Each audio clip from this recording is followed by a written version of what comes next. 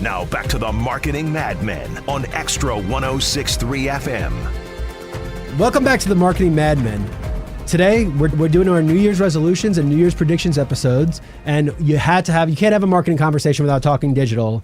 So we brought in our resident expert, Mr. Chris Williams with Elite Web Professionals, and we are going to talk about digital New Year's resolutions and predictions to make sure your business is equipped for business in the new year. Chris, how you doing, bud? Doing excellent. How are you? I'm good, my man. All right, so let's hit it. So 2023, I think, in any sense of the word, was a weird year. Things were supposed to happen that didn't. Interest rates hit this peak. Inflation really crept up on us. I think a lot of the industries that saw a huge boom in demand during the pandemic saw a softening of that demand. Absolutely. So some of the techniques that used to exist, some of those SEO techniques wouldn't have been as valuable because there's not as many people searching for it. So SEO becomes that much more important. So talk about right now what resolutions marketers should make as far as SEO and web design go to better position them for this new year. I think right now we're going to, with the changing economy, we're going to have to spend more time doing everything we can to generate leads. So, investigating each stage of the lead process. Okay. Start off where they're just becoming aware of your service. Yep. Talk about when they have intent to buy your service, all the way to when they make the purchase. And then after the purchase, give them some information after the buying process as well, so that you can nurture that lead, you can gain that lead, nurture that need, and create. Yeah, I love it. You're talking about the full funnel. You're talking the full funnel because Absolutely. you go from it's a lead. How do you take it from a lead to being in the interest set, and then how do you take it into the decision set, and then how do you get it into be a closed thing? And for the longest time, the internet really was succeeding at the bottom, and then it started really caring about the top because they wanted to create those leads. That middle part was the thing that was kind of left out, and that's where thought leadership, content marketing comes into play. Absolutely. So, I think one of the things that I learned from you the last time we spoke was how important video and content has become to Google's way they do SEO. So talk about that and talk about how some of these businesses can position themselves to best take advantage of the algorithms. So in this market, we're looking at all types of videos, whether you're looking at creating a podcast, people are making skits, having fun, and actually adding that content to their website. Social media platforms are powerful. They always will be. But they keep everything in the platform. They don't want you leaving. They want to keep you there. They don't want you to leave and go, God forbid you went and made some money. Facebook wants all that money for themselves. Google has introduced web stories, and they want you to put those stories on your website. Got it. Now, TikTok, directly on TikTok. They felt the heat from TikTok and Insta Reels, so Google wanted to get in on the game. Okay. And now you can put it on your website, and so you can generate that same traffic. And the difference is that you can now get search traffic from the same post you put on Instagram. You can put it directly on your website, and it will generate the search traffic through your alt text, through your keywords. But and more all that benefit stuff. now because it's helping you with Google, which people search for business on. No one's searching for business on Facebook. Absolutely. I don't care what anyone says. So and with AI, what's happening is they're able to now transcribe all of your videos, and with the age of search and of search engines, I believe that they're going to get to a place where they're going to start indexing videos based on the content that's in the video. Which isn't that hard. In theory, all you're doing is transcribing it, becoming text, and then you're using the same methods you do now. Exactly. I've also heard, and it's very complicated to do because there's so much videos, but I think that when you're talking about, what's future of search, I believe that they are going to get to a place where they can actually transcribe the video and say, okay, let's rank this content based off of the information that's provided. Everything's a 1 and a 0, right? It's if you have the capacity and the bandwidth to do it, then really, and that's what it is, I'm not saying there's a limitless number, but man, how many ad servers Google has? You know how much bandwidth it takes to transcribe videos in real time, the amount that they're doing it? Well, that's huge. I mean, just for me personally, like when you think about it that way, I need to be making more short form videos. I was doing it for a little while. Of course, like most people, you get busy, you get caught up, but now because it's so important for SEO, that's a good thing to think about. What about time duration? 60 seconds, right? We're talking 60, 70 seconds at most. You can't that's a great question. It's actually all form content, short and long form, okay? Because some things can't be explained in 60 seconds.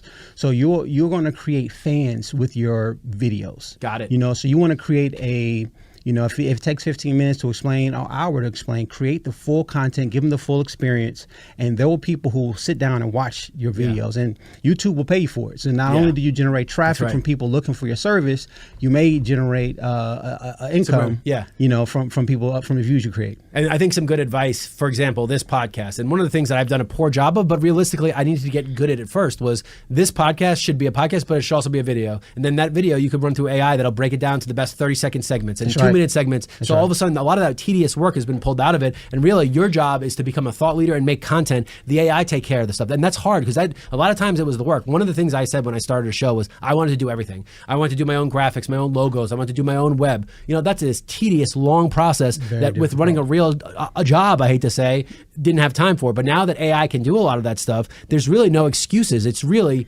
are you a thought leader in your industry? And I think that's what Google has done a good job of. They want thought leaders. They don't want the same garbage that everyone puts. They want thought leadership. What's so special about this is everybody has something unique that they bring to their industry and to their business, right? So when you put your DNA on AI content in your videos, no matter the information you're providing is going to be unique to the person viewing.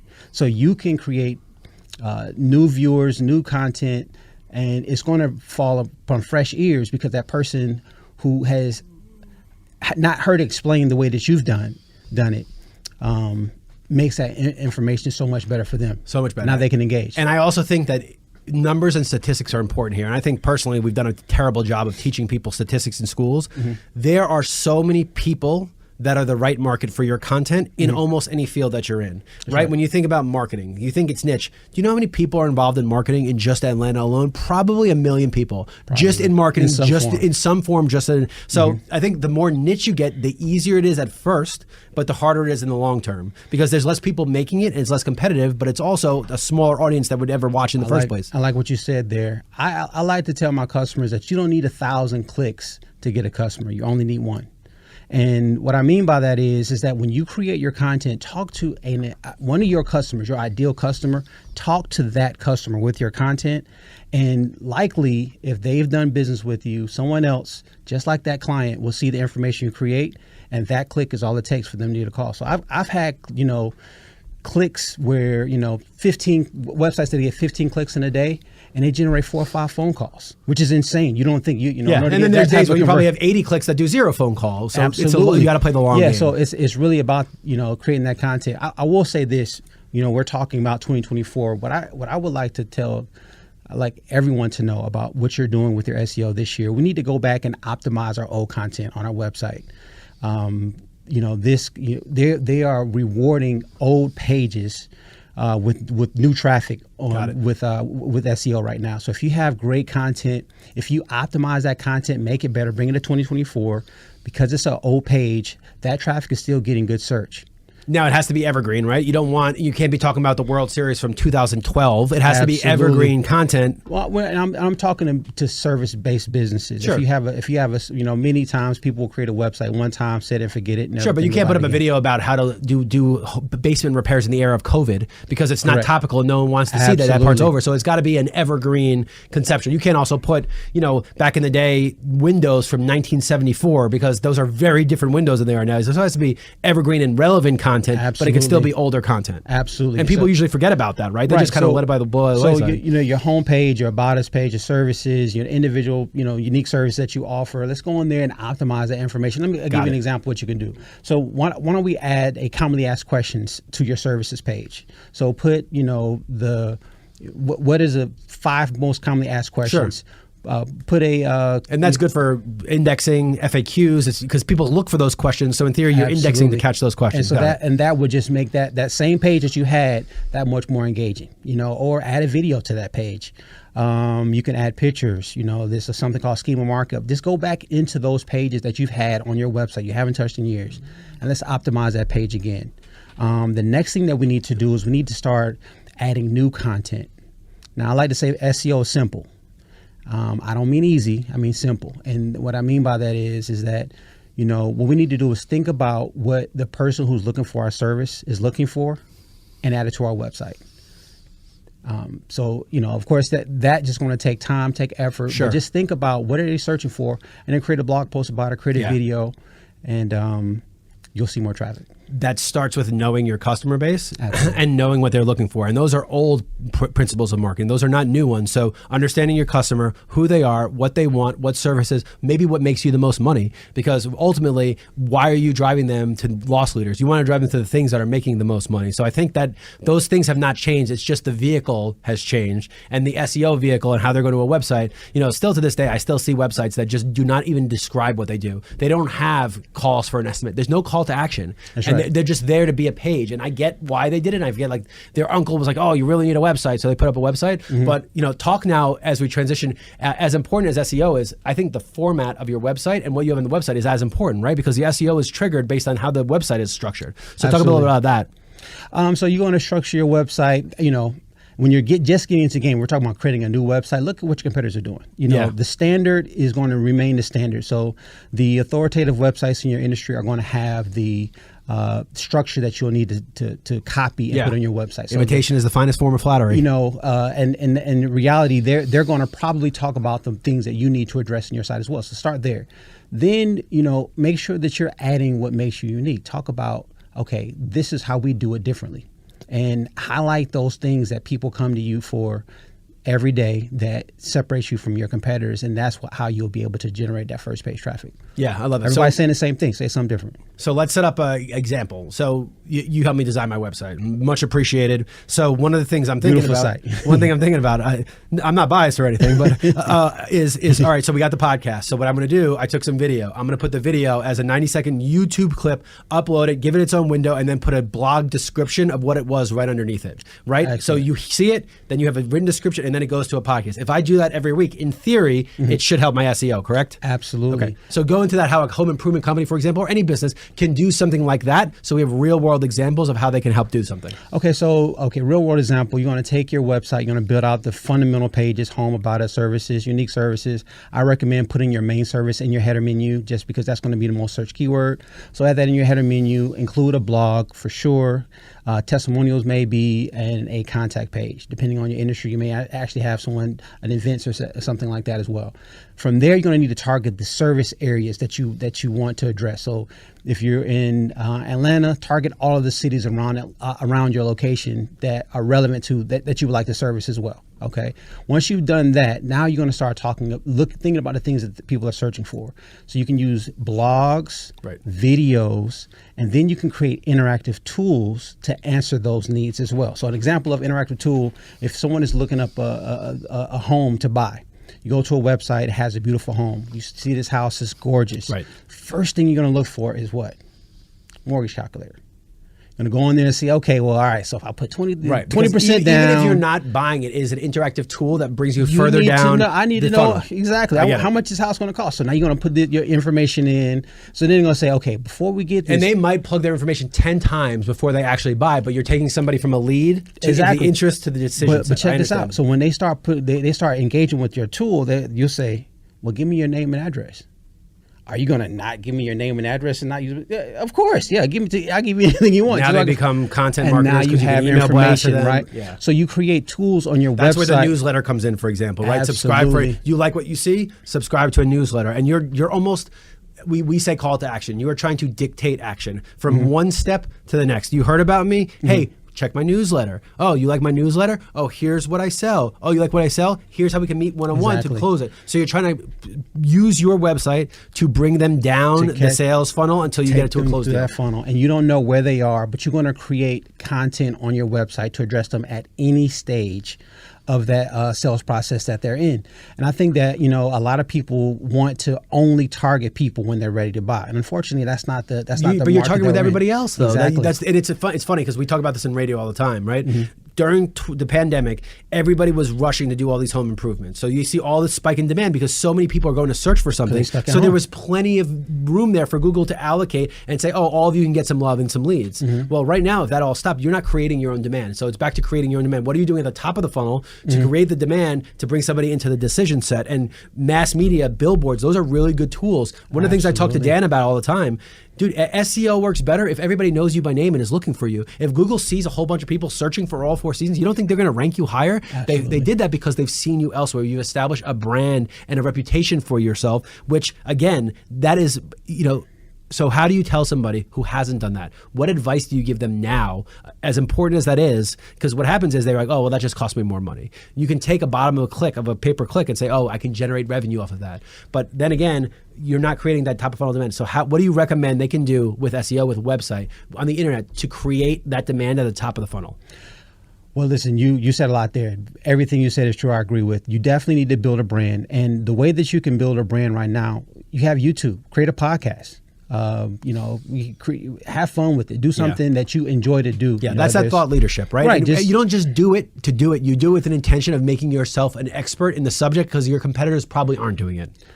No one does it like you do. Yeah. Nobody knows it like you do. So present yourself as the expert and let the fans decide. Let the people decide, right? And that's where people will, may not be interested now. Right. But as they continue to see what you're able to do, how you do it, what makes you special, they may say, you know what, let me look into this a little bit more. Yeah. Now you get them into your website, and now it might not be the right time to buy. Half the time is catching them at the right time to buy. But if you're not constantly in front of them, then you could also miss out on the right time to buy. Exactly. Yeah. And there's other things. That's where paid ads are for, right? So you're going to create the paid ads in your Google AdWords, your social media posts, and radio. Here, we do radio, television advertising, like. The more money you spend on marketing is not wasted when you have it protected with SEO, because when they search for your name, or when they search for a variation of your name, because what I've seen from my clients, people will misspell your company name, and if you don't have SEO, someone who will take they'll just pay for the one letter change because they know you're doing it, and then realistically it costs nothing to pay those keywords. Well, okay, so let's dig a little bit deeper. Let's say, for example, you actually have a keyword in your company name, which most people do, right? So you're an electrician, so you put Mr. Electrician in your name, Mr. Electrician Atlanta, right? Well, if somebody just type in the electrician and they forget the Mr., well, that could be a challenge for your business, or they forget the R and put M, electrician Atlanta, right? So if you don't have SEO, that could be a challenge for your business, and now the marketing you put on your billboards and television could be a potential lead for someone else. So those are types of things that are included with your link building, with your content that you're adding in your website, and it just the more pages on your site, the more information that's linked to you from other directories and other websites. That's how Google is able to recognize the search intent of a user typing in a name of a business. It's the authority and score. Tying it to you. So I'll give you an example. So when I started doing the show, we got some really fast traction. Podcast, website, LinkedIn page, and LinkedIn generated a lot of it, but I remember I used to Google my name and I wouldn't even show up in the top. Now, every single time you write Nick Constantino, and it is not an uncommon name, there's a lot of them out there, I'm always number one because Google has such an inundated amount of content. It has indexed me as more important to the searchers than most people are. Now, I'm in Atlanta. It could be relevant because I'm in Atlanta, but that didn't happen before I had this index of content that I was putting out there. Well, you know what? You may find it hard to believe. My name is kind of common too. Yeah, Christopher Williams. So, if you look up Christopher Williams SEO, you'll see me come up on the first page of Google as well. But that's something that if you target and do well in our industry, it can be very valuable. But realistically, it's no different, right? Yourself, you're a brand. Yep. Your business is a brand. This is the concept of brands. And I think one of the mistakes people make is they look at SEO. And I'm not saying, look, SEO is marketing, but I think SEO is more important than marketing. I think SEO is operational. And I think if you think of it as part of your operations and take your mind out of the fact that it's marketing, it becomes a little easier to understand why you have to do it consistently and invest the right money in it. Somebody calls it community. You have mixed thoughts on that. Well, I'll tell you this. Someone calls it community service, and I find it a very creative name, right? Because when you sometimes you're talking to people who may never be a customer, right? But you're helping them get information that can actually save them money, that can save them from a nightmare, that can save them from getting ripped off, right? So you may not get paid for everything that you create on your website, right? I like it. But you are adding value to the community. You're helping you could also people. call it customer service because you're making their purchase easier, and that's customer service, right? Absolutely. You're making their purchase easier. I like that. That's a good way to say it. So SEO is community service and customer service, not marketing, not operations. Part of SEO is definitely community service. There's a little bit of everything. You're giving, and with the intent to inform, to teach, to nurture, and in the end, you'll always win. Yeah. So let's make some predictions. We got about 4 minutes left. So I'll start off. So one of my predictions is the cover is going to come off on some of these fraudulent agencies and some of these fraudulent activities. Like, for example, it's coming out now that the programmatic advertising, audio, video, whatever it is, 30% of it is just absolutely wasted fraud. I think this is the first time that cover's coming back and people are starting to realize that there's bad actors everywhere and that when everybody has a hands out for a cut, that there's bound to be some waste. So I think that is this will be the real year that you're going to start to see those stories really uncover themselves. And that's good for the industry because it's going to weed out some of that fraud, but it's going to be really hard for people to palate the fact that they've been throwing 30% in the garbage for the past couple of years. So it's going to be interesting to see how that plays out and how it affects trust that people have in digital advertising. Absolutely. I predict that agencies are going to need to utilize video podcasts, for example, to bring life to their blogs. Blogs are not going to be enough in 2024. You're going to actually have to add additional ways for people to consume your information, and we're going to have to be creative to make sure that people can follow and learn the information that we're sharing, and it's going to be a total game changer. Yeah. Yeah, I think this will also be the year, as a prediction-wise, that you get to your absolute top of SEO understanding. I think that everyone that has forgotten about it now all of a sudden is going to know about it, and I think that is going to be good for the industry, because I think SEO works. Even if you're a home improvement, let's say you're a garage door company, right? The fact that you're doing SEO still helps all the other garage door companies, because the industry is getting more relevant. So I think this is going to be the year where everyone who's not been aboard, I don't know how there are people that haven't, finally get aboard. I think that it helps because we start creating more people searching for the service. The more people who talks about it, we create more awareness, more intent. For the vertical, right? Yep. And so now everyone comes back looking for more information, and wherever you are ranked, you do generate more traffic. And so that's why it's important to make sure that you create your content for every person that's buying what you do. Yeah. What else? Any else thoughts on SEO? What kind of shenanigans Google's going to pull? Anything else? Well, this year, in the past 2 or 3 months, we've seen a lot of shifting. We've had updates from Google for the past 2 or 3 months, almost every week, where there are major shifts. And I predict, you're talking about the algorithm, the search algorithm? I mean, I'm talking about volatility. People are their sites are going up and down, and you're going to see a lot of people who've been playing, dirty ball in SEO. They're going to start seeing some changes in ranking. So, this year is going to be the year you're going to want to clean it up. Now that Google has AI as well, so they can go to through your website and see, those tactics that may not be, white hat. And it's probably AI that's flagging it right now. AI is not finding it, but they're flagging it, and they're having someone to manually review the process and make sure that there's nobody taking advantage of this. Right, because before you actually had to have a manual action on your website, a person would have to come to your site and see, they're up to stuff, and flag it themselves. So now you have, at scale, AI that can go through a website. So I think that this year, there's going to be a lot of changes, a lot more updates, and with the intent of making search better, because all people are just taking and putting a prompt in ChatGPT and publishing it is not going to be effective at effective content. So Google's going to have to find a way to extract BS content I love it. And I think the easiest way to sum that down for everybody, we're too worried about the outputs, worry about the inputs. That's right. What goes into it. It's not what comes out of it, it's what's going into it, because ChatGPT can only process information that it has. So what you're putting into your website is going to affect your output. Don't worry about the output, worry about the input. Remember to add your DNA to it. Love it. If you're going to let ChatGPT help you with your content, add what makes your business special. Don't be a sheep. Add your special services. Your flavor. Your flavor. I love it. All right. Well, that's some great advice for people. Hopefully you take heed of this, change it, because issue's going to change real fast. Google's coming, and they're going to change it. You've been listening to the Marketing Madmen on Extra 106.3. Thank you, Chris Williams.